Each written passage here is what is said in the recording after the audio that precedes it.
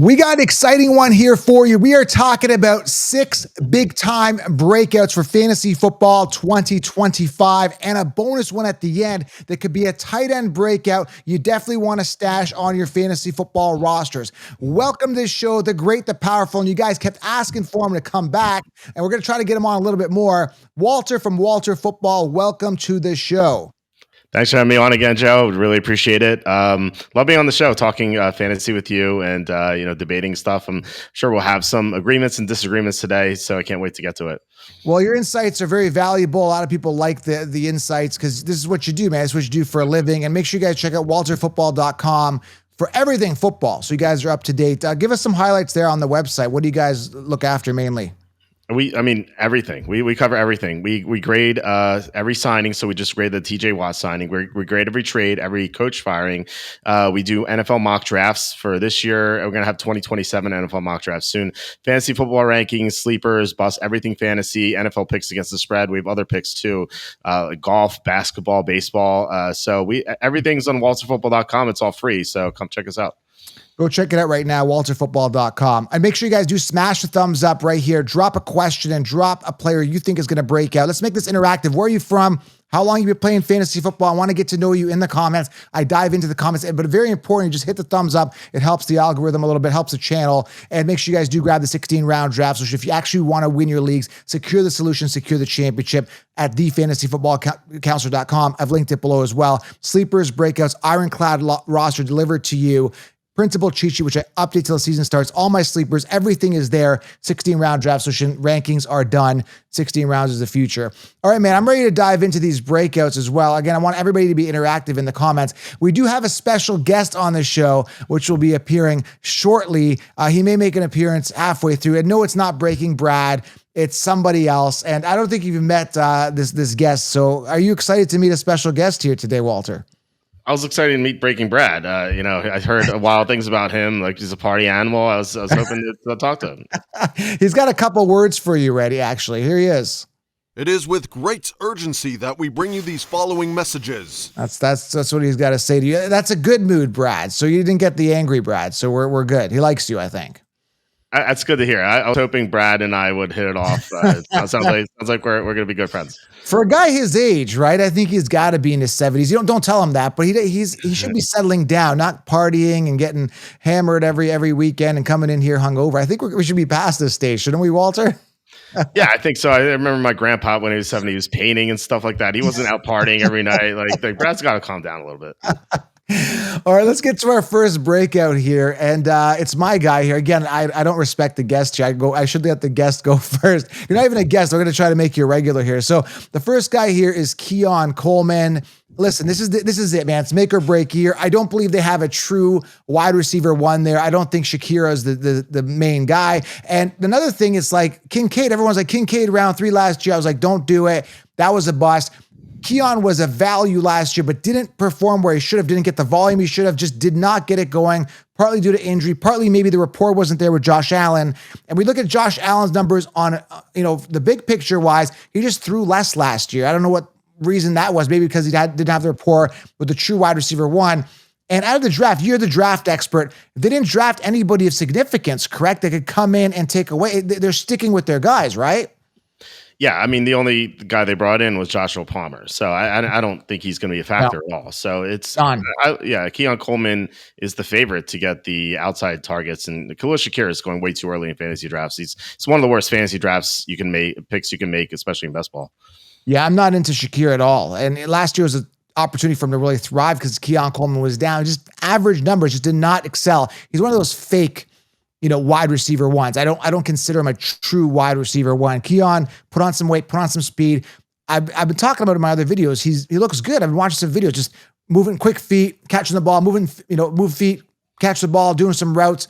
Sometimes it kind of looks funny when he's running. It looks kind of like, I did post a video on my Instagram if you're not following, where some people are like, he kind of looks a little shaky. The speed's there, but his movement looked a little bit off. Let me kind of show you here. I don't know if you can see it. Doesn't really, I don't know. He's just kind of like, I don't know. Maybe that's part of it. People say you don't know ball. That's how you're supposed to move. But I don't know. It looks a little clunky to me. But I don't know. Either way, someone's got to catch the ball. And I think the value's there for fantasy, and Keon's the only one that's the alpha there. I think that could be the one, honestly. Yeah, he has a ton of upside. It's not like you're spending a 5th or 6th round pick on him. Like that, Yeah. that would be a little risky, but he's going 10th, 11th round. I sometimes get him in the 11th round. I've taken him in 7% of my best ball drafts.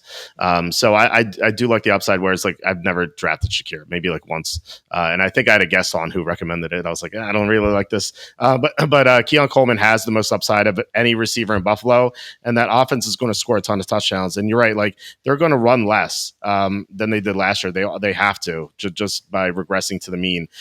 So he has, I like him quite a bit as for where he's being drafted. Like, and maybe he just never develops and he just ends up being a bust. But like, if you take him and he doesn't end up doing what you want him to do, it's just, it's a 10th or 11th round pick. It's not going to cost you your league.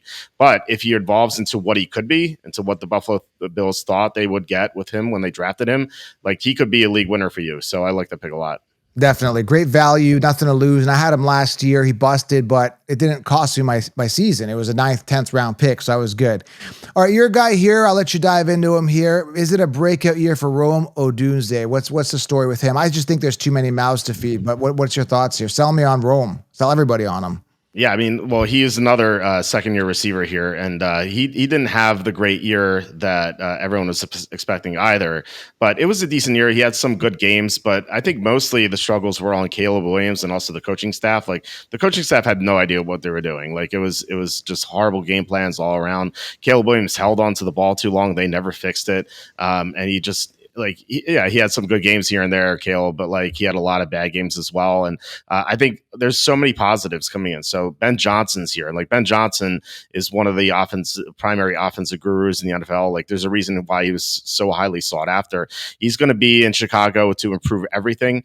He's going to recognize how good Odunze is, and like they have a lot of players, but if you think about it, I think that's a little misleading because they added Colson Loveland and Luther Burden, but Burden's been hurt, and Ben Johnson has been frustrated with Burden's health. Loveland's also been hurt. Now it sounds like he's going to be ready for training camp, but still he's only a rookie. And then Keenan Allen's gone. Like Allen soaked up a lot of targets last year, so kind of balances it out. Like Loveland plus Burden equals Allen. So I think that Odunze has a good chance to elevate what he did last year, and I think it's pretty much a given that like how mediocre of a season it was. I think there's a really good chance he emerges as the number one receiver on that team over DJ Moore. Charlie Campbell, who's our senior NFL draft analyst, he's the most accurate mock drafter on the planet, and it's because he has so many sources. We talked to a bunch of teams ahead of the 2024 NFL draft. And a lot of the teams had Odunze right next to Malik Harris, Marvin Harrison Jr. is to say, and Malik Neighbors. I crisscrossed the two there. So they had him very close to him, and it just speaks to how talented Odunze was. He's the 9th pick in the draft. If he was in this draft, and Charlie talked to people, he would have been the 2nd pick overall over Travis Hunter. Like that's how much they liked coming out of the draft. And so the Bears have the upgrades. They have upgraded coach. They have a much better offensive line. Caleb Williams is going to be in his 2nd year, and Keenan Allen's gone. So I think everything says that Odunze could have a breakout year. Like I said, wouldn't surprise me at all if he's the number one in Chicago heading into next year.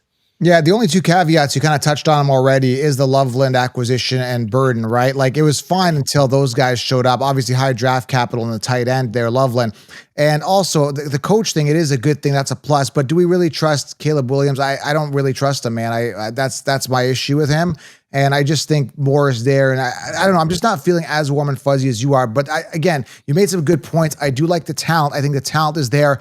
But the acquisition of the tight end and me not trusting the quarterback 100% is kind of a problem for me with him. That's the only thing. Yeah, I don't really trust Caleb Williams all that much either. But I'm drafting Malik Neighbors in the 1st round, and I hate Russell Wilson. So you can still get your good receivers with bad quarterbacks. I do think Caleb Williams is going to be better this year. Like he has to be with Ben Johnson. I don't know if he's going to fully get the team over the hump to go deep into the playoffs, but I think he could have some good fantasy receivers at his disposal. Definitely. All right. My next guy here is going to be a guy I was on last year. I'm going to be on him again because it has to be this year for him. or it's the moon or bust. And another situation where they didn't bring anybody else in at the running back position that's going to come in and take away the volume is Trey Benson. I just think Connor's on borrowed time. He's overdue. He always gets hurt, managed to have 2 decent campaigns, 2 seasons in a row. And I don't look at Connor as a good player. I think of him as an average player. And he was a backup for years in Pittsburgh. I just don't look at Connor and think, wow, I got to have Connor. And I think he's a great guy. Benson should surpass him. And he didn't look as good as last year, but I think he's even come out and said, quote, we want 2 running back ones. He's basically saying he's an RB1 without discounting Connor, his counterpart. I think he's really hungry. He wants this role. And I believe if the Cardinals want to win, they got to run the better running back, which could be Benson. And you know better than me, right? Like you scout these guys. Didn't he like lead college in like broken tackles? Wasn't he one of the top running back prospects into last season's draft? Like he's a really good player right out of college. This is a good guy. Yeah, I mean, he came into the NFL having like all those positive metrics coming out of college. So I was kind of surprised that he just hasn't really lived up to it yet. I don't know, like maybe he will. Maybe he's like a late bloomer. He just hasn't done that. So I think it'll be interesting to see if he can finally fulfill it. Like I am drafting him a little bit. I like some of the other running backs there, and I'm going to get to one later in like rounds 12, 13, 14. But like if some of those running backs aren't there, I'm definitely going to take going to take Trey Benson. I just think that like I think coming out of college, he had all these positive things. Is the one thing that really bothered me coming with him entering the NFL was that like he was kind of indecisive as a runner. Just never really like trusted himself to like find the correct running lane. And so I don't know if he's ever fixed that, but I mean, that's something I think that can be fixed with coaching. So we'll see. I mean, he's got an opportunity. I mean, Connor's old, so I like the pick for sure. Speaking of Connor, we do have a special guest on the show. Have you met Connor the Kinshipsis, the leader of the Kinshipsis yet? Have you met him? No, I'm excited though. I'm going to introduce you to him right now. I'm going to get off the stage. I'm going to let him talk here. Connor, welcome to the show. Hi, everybody. It's me. It's Connor. I'm back. And you know what, Walter?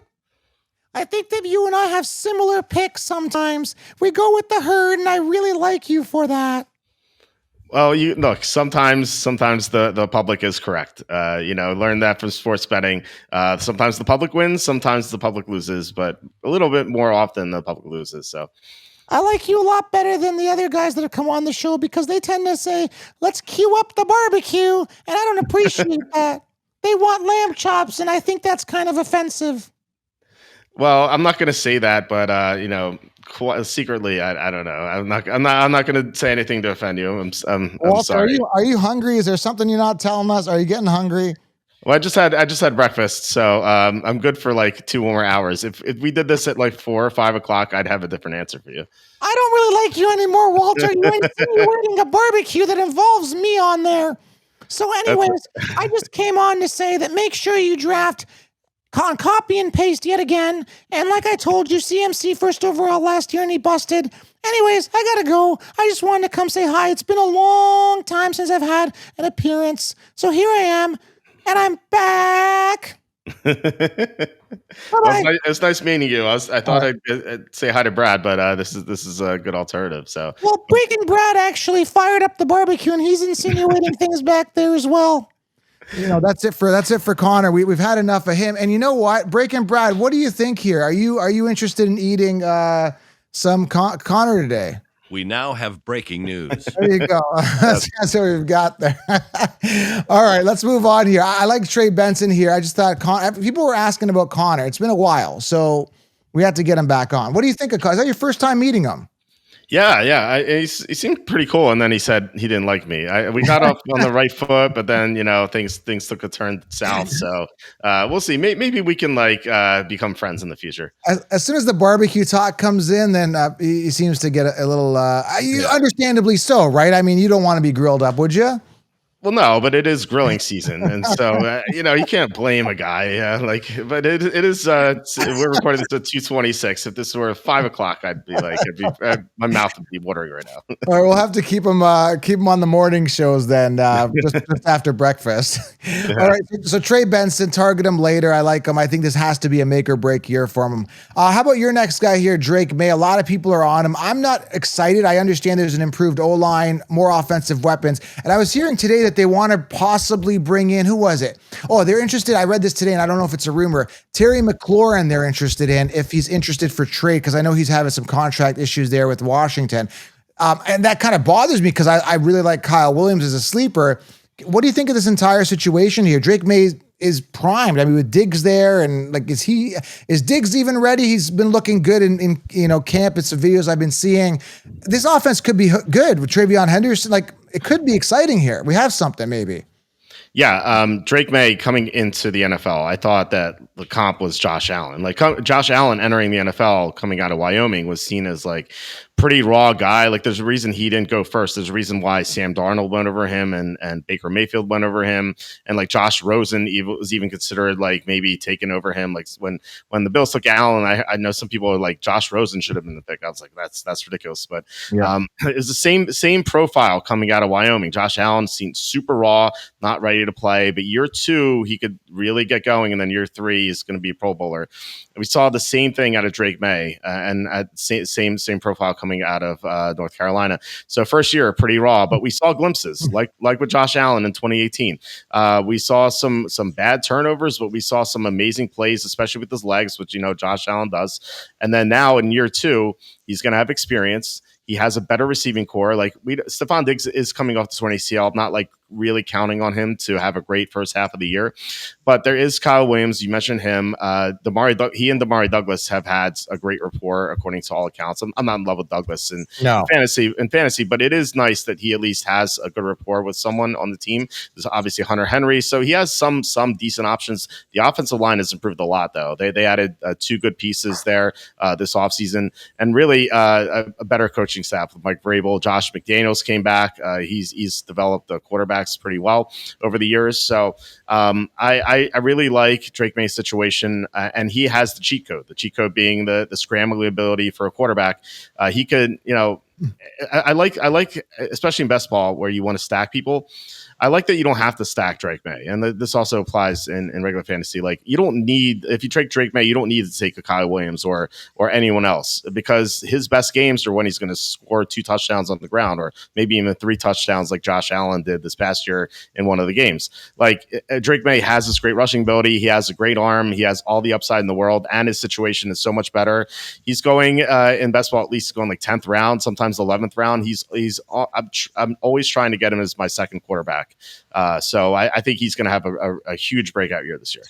Yeah, it could be, man. Like the situation around him. I mean, another guy, when you're looking at all these players, this is the year where the tire has to meet the road. Like this separates the men from the boys. This is where they got to get it done, or they're just going to kind of wither away, fall off, and be like, hey, he's just going to be an average player, because you just got to get it done at some point. And you're in the hot seat. You guys were all drafted with high draft capital. You had mediocre years last year, or just above par in Drake May's case here, and they got to get it done. So I do like the situation. I'm just not sold on the Patriots yet as a team, but they've put in the right weapons and they've made the right moves when you look at it on paper that they could be something really good, fantasy and reality. All right, I think Connor would approve maybe here. I don't know. What do you think? I think Drake May's going too late. Like, for he's going like round 10, round 11. I would take him like round 9. I have done that sometimes. So I don't think a lot of people are high on the Patriots. But I have them going 8 and 9. I don't think they're going to make the playoffs this year, but next year I think they'll have a good chance. And also another thing, the Patriots have the second easy schedule in the NFL, so that should help Drake May quite a bit. And last year, by the way, he had 8 games where he had 18 fantasy points or more, and he didn't start till week 6. So I mean, he, like with no talent around him, being completely raw, he was producing, and now everything is better. So I think that he could easily be top 6 quarterback this year. I mean, top 7 this quarterback this year. Could be. Next one is a sleeper tight end that I like as a stash, and then we're going to argue here because you like Higbee. Higbee's old as dirt, but Terrence Ferguson, you don't draft a guy in the second round to sit him. They're looking for that receiving option there, and I think Ferguson could be that because we don't really trust the Rams, and Puka, I don't really trust staying healthy the full year, and we could have Adams' fall off year. We don't know, and those guys are coming out for round 1 or 2, but I can get this guy near the end of the draft. And he's a tight end. They drafted high draft capital, and I think Higbee's off the cliff here. And I don't believe him. And he was banged up with a knee issue or whatever it was. So in comes Ferguson, high draft capital guy, could be a new outlet for Stafford, especially if an injury happens to a Puka, which we've seen before. Man, you've got yourself a league-winning tight end here as a guy you pay really nothing for. And when I look at his draft profile here, for Terrence Ferguson, we're looking at a guy 6'5", 247 out of Oregon. Looking good. He had only 3 receiving touchdowns last year, but we know he can catch the ball. A couple highlights here. Scouting reports and strength displays impressive acceleration off the line using long strides to eat up cushion against defenders. Adept route runner, shows good body control and flexibility to adjust off-target throws. Reliable hands, red zone threat with the ability to box out defenders, willing to block. Willing blocker who shows good technique, I should say. Versatile player. There's tons of good stuff, right? Obviously, he lacks top end speed, consistency. He ran like a 4. He's a tight end. We shouldn't be even looking at this. 4.63. That's not bad for a tight end, is it? No, I mean that's really good. He has a high athletic profile, so yeah, he has a lot of upside. You're definitely right about that. So I like this. I mean, he's a stash for a tight end. He's like my tight end 3 that I'm getting as a stash with upside and a good offense where a team, they like to throw the ball. I'm kind of banking on a Puka injury though. Like for this guy to be really shining. Yeah. And Higbee, I know you're on Higbee. I don't trust Higbee, man. I don't. Well, I'm high on Higbee as far as taking him in the 19th round of best ball. Like, I'm not risking a lot here. Like Higbee does nothing. It really is not going to affect my roster too much outside of like tight end bye weeks. I like Higbee a lot just for this year. I like Ferguson left from next year. I think he's going to be next year. This is Higbee's final year of his contract. So I think this is probably going to be the final year he's going to be with the Rams or maybe even in the NFL. I mean, he's 32. Yeah, he's a goner. But he looked great coming back last year. He was coming off a torn ACL. He had 2 great performances in the playoffs last year. And I think that could carry over. Like, obviously, he can get hurt again. But there's no reason to think that. I mean, tight ends with torn ACLs. I have issues with receivers and running backs coming out with torn ACLs, not so much tight ends. But, like, Higbee is Stafford's safety blanket. Like Cooper Kupp's gone. And, like, obviously, they added Devontae Adams. So, like, who's Stafford's safety blanket over the middle of the field? Terrence Ferguson will be next year. It's gonna be Higbee this year because the Rams are a Super Bowl contender. They're one of the best teams in the NFC. Like they're not going to tolerate mistakes. And like Ferguson, while very athletic, like he's going to make mistakes because he's a rookie. Like Stafford is 37. Like he wants to win this year, and I think he's going to do that with Higbee. No, I'm the only person drafting Higbee, so don't even say this is consensus. No one else is drafting Higbee. I love Higbee. I love when people take washed up players that aren't going to do anything. You are just my type again. We could be friends all over again. I would never waste a pick on Higbee, right? But Connor would. I definitely like Higbee, just like you, Walter. Walter, I think we've kind of figured out when Connor comes out when I disagree with you. We're going to have Connor coming out.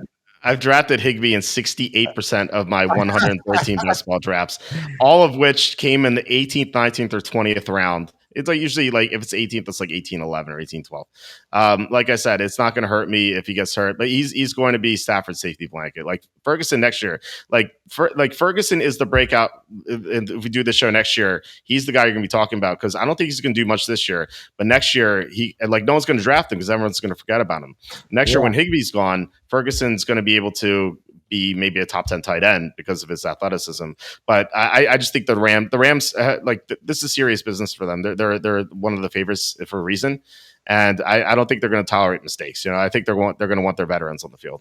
We'll see. You draft a guy in the second round who's better physically than Higbee, who's over the hill. I don't think Higbee is going to be a factor. But we'll see. I mean, he could be a nothing burger too. So either way, both these guys are value, either Higbee or Ferguson. Let us know which side you're on. I always bank on youth and upside over guys over the cliff. And you're safety, or again, that's typically how you and I think. I always think upside grand slam and you try to play safe base hits. And sometimes those base hits will score runs, and sometimes I'll just strike out at the mound, and I'll never hit that grand slam. So it's just like, it's going to be interesting. So I like the grand slam and Terrence Ferguson. It's going to be interesting how that plays out. Last guy here, and we got a bonus one here for you, who I absolutely love. And I got to see if you love him as well. But Jalen Wright is your guy here. And listen, I'm not an Achane guy. I think we agree on this. I don't think Achane is as good as advertised. We don't know what he's going to... he looks good explosive-wise, but even on a pinnacle year last year, I think he peaked at like 203 attempts. And that was like a good year for him where he could have just completely crushed it. Obviously, explosive at times, and he's a good player, but it's Miami. Miami don't tend to produce high-end, big-volume running backs for over the past couple of years. And Tyreek Hill being not Tyreek Hill last year, it really benefited Achane. I think now Jalen Wright, I'll let you, run him down because he's your guy, but I think he's put on some muscle and he looks pretty good from the videos I've seen. What do you think on Wright? Why do you have him here? Yeah, so Devon Achane is pretty light. Like, he's so brittle. It feels like he needs injury waiting to happen. And like you said, I don't think he can handle more than 200 carries. Like, he didn't have 200 plus carries last year. So Jalen Wright is going to get some work even if Achane is playing. We saw that with Mostert the past 2 years. Mostert had 200 carries 2 years ago, even though Achane was exploding for huge gains every week. Mostert still had a huge workload. And then last year, Mostert had, I think, like around 90 carries, but he was hurt. So kind of, if he stayed healthy the whole year, he probably would have had 125, 135 carries just because Achane can't handle the workload. So Jalen Wright, I feel like, is going to get the goal line work. He's going to be like the in-between guy, whereas Achane is going to split out wide a lot. The Dolphins lost Jonnu Smith, so someone's going to have to take those targets. I don't think it's going to be Darren Waller. First of all, he's super old, and second, he's always hurt. So I think it has to be someone. So I think it's Achane is going to get a lot of the receiving work, so that's going to leave Jalen Wright to run. But then, like, what if Achane goes down? And I think he's one of the most highly likely running backs to get hurt. I would say the Christian McCaffrey's near the top of that list, but Achane's not too far behind. Like, Achane has super high upside, but if he gets hurt, like, there's no one else. They lost Mostert. They didn't bring in any other running back, and they traded a future pick away for Jalen Wright. So they value him a lot. They took him with the 4th round pick last year, and they traded this past April's 3rd round pick. So they used 2 picks on this guy. They like him a lot. And he can do everything. Like, he can catch passes. He wasn't like a crazy pass catcher in Tennessee. He had 22 catches in his final year, so he can still catch a decent amount. But like, I like his running ability and his ability to stay healthier more than Achane's. Yeah, man. I have no Wright stock. I have no Achane stock. I've got no stock on either one of these guys, and that's me. But Wright, definitely a breakout year, especially if I call him a chain, actually gets hurt. Oh, we've got some drama going on in the back. Connor's running. He's making a run for it. Come run, Connor, run. Oh, my God, dude. Ah. Embrace the fury. Fear is weakness. Oh, my God. What's going on? No, what is happening here? That is Breaking Brad. He's angry at Connor. Leave me alone. Leave me alone. Oh, my God. It's some drama going on in the studio here. We got Breaking Brad chasing. I guess Breaking Brad is getting hungry back there. Yeah, Breaking Brad wants to eat dinner at 2:40. That's fine. A little early for me, but that's whatever he wants to do. It's fine.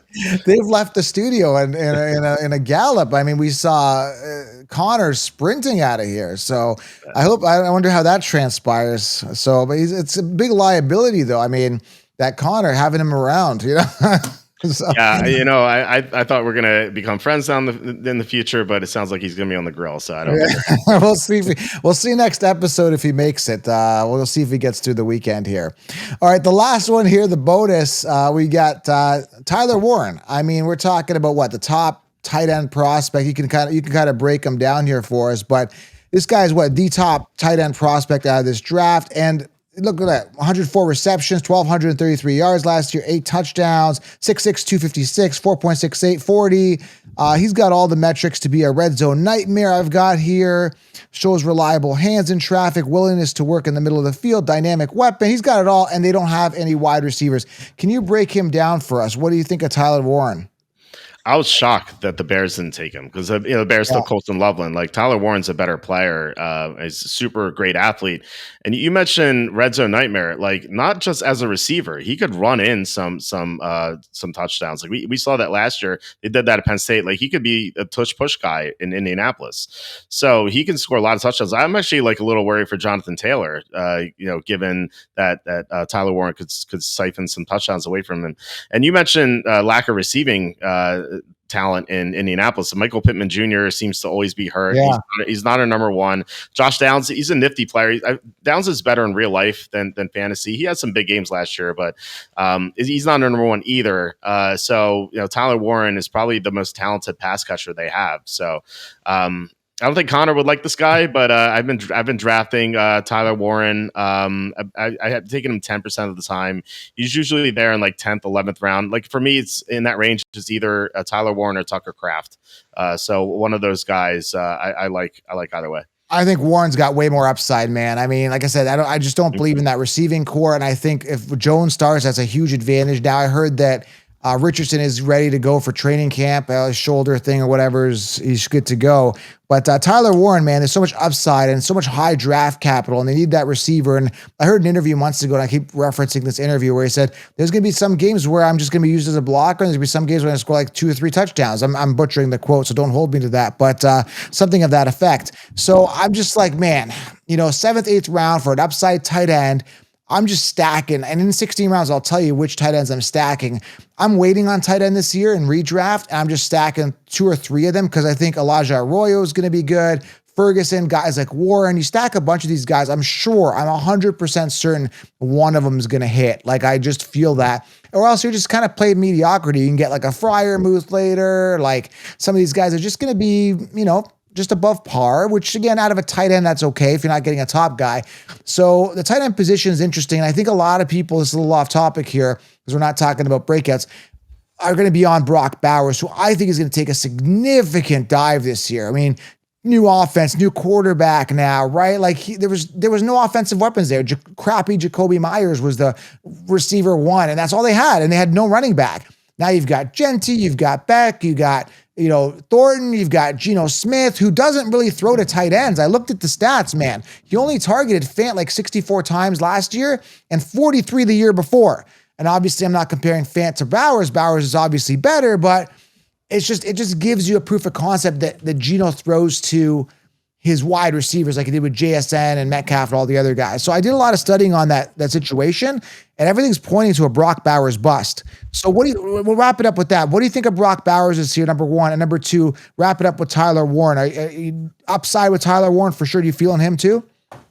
Yeah. Like I said, 10% Tyler Warren. I'm usually someone who plays matchups for tight ends. Like I wait. Like this one friend of mine in this league we've been in since 2003. We basically like play chicken to see who's like the last person to take a tight end. Just because like I take like usually 16 rounds, take tight end 14th round, and I like to, like I said, play matchups because there's certain teams in the NFL who just can't defend tight ends at all. So I'll just play matchups. I'll add one, then play one week, then drop them the next week. I cycle through them. Kind of like Jerry Seinfeld cycles through girlfriends on, so just that's how I treat the tight ends in fantasy football. Unless like I luck into adding someone who's just like the sleeper, and I'm like how are you on the waiver wire, and then I just roll with that guy. But I would prefer to play matchups with tight ends and also defenses. But yeah, I mean, Tyler Warren is, like I said, 10th, 11th round in best ball. He's usually going there. He's going before Tucker Kraft. So that's why I was like saying, like, I either get him or Tucker Kraft. So if he's gone, I'll take Tucker Kraft, but I'll try to get him in like 10th or 11th round. But the athleticism there, the upside's there. Like he can score rushing touchdowns like I was talking about before. I absolutely love his upside. Brock Bowers I've only drafted 3% of the time. And Yeah. I think he's going a little too early. Like if he falls to round 3, I'd maybe have some consideration there. But he's going mid round 2, which is way too early. I feel like his crappy quarterbacks last year helped them catch passes because like that's all Aiden O'Connell could do is just dump like 5-yard passes to Bowers over and over and over again. It was like now the Geno Smith, like you said, like he didn't target Noah Fant that much. Like granted, Noah Fant kind of sucks, but like Geno Smith can get the ball downfield to his receivers, whereas Aiden O'Connell could not.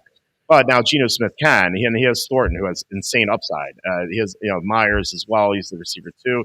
Bash could be the receiver 3. So definitely an enhanced receiving core, which will take away from Bowers. I think that there's a chance Bowers has more touchdowns this year, but his receptions are definitely going to go down. So Yeah.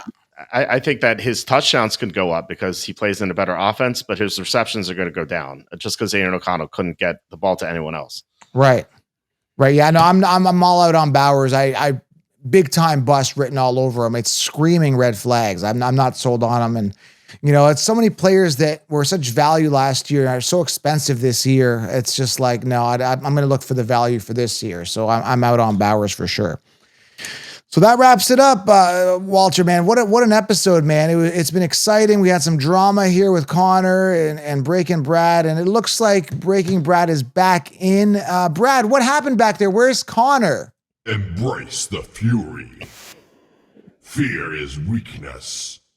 Game over. So it looks like it's over for Connor. I think that He's not making another appearance on the show. game over. That's according to Brad. So we're gonna have to find out. I'm gonna have to go out there and see. I'm gonna have to call the local authorities and see if Connor's special. I mean, he's one of the only talking sheep I've ever met. There's a lot in the fantasy football industry, but that's not here nor there. But anyways, I hope he's okay. That's all we're wishing. Best wishes to Connor. Like I said, I don't expect him on again, but I hope. Like, please, Connor, please survive. All right, that's it for us today, man. And this gives Breaking Brad another excuse to have some drinks on the barbecue, right? Break out the beers. That's all. Fun. It's gonna be a fun weekend for Brad. We'll save you some leftovers, Walter, I'm sure. Nice. I look forward to it. Thank you. All right, man. That's it for us here today. Subscribe, thumbs up. Let us know. Are you rooting for Connor, Breaking Brad? Let us know if you want to see more of those guys, and we'll keep the entertainment rolling. Have yourself an outstanding day, and thanks, Walter, for coming on. Thanks for having me on, Joe. Once again, I love being on with you. Hit the thumbs up on your way out, guys. We're gone.